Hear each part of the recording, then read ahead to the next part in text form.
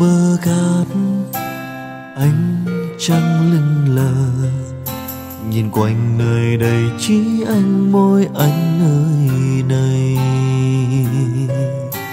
Lúc xưa ở nơi đây có một đôi nhân tình, họ thề sẽ yêu nhau suốt cuộc đời.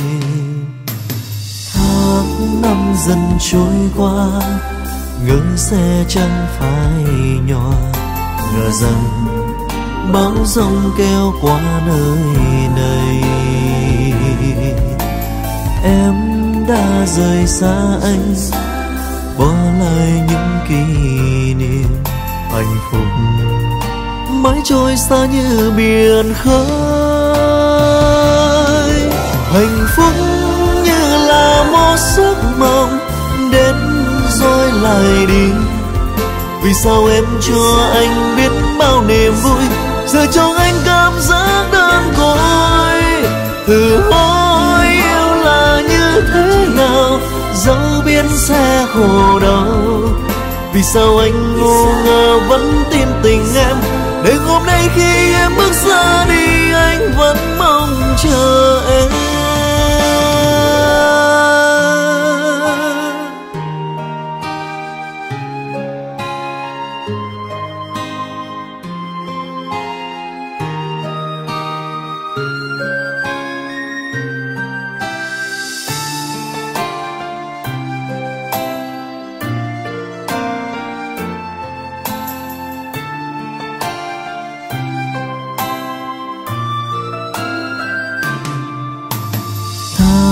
Năm dần trôi qua, ngỡ sẽ chẳng phải nhỏ, ngờ rằng bão giông kéo qua nơi này.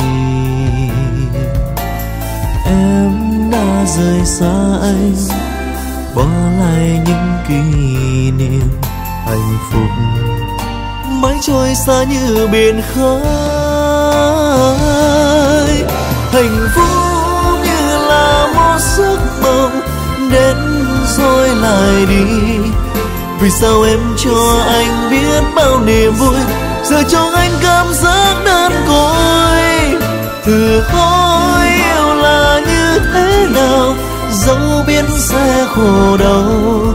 Vì sao anh ngu ngơ vẫn tin tình em, để hôm nay khi em bước ra đi anh vẫn mong chờ em.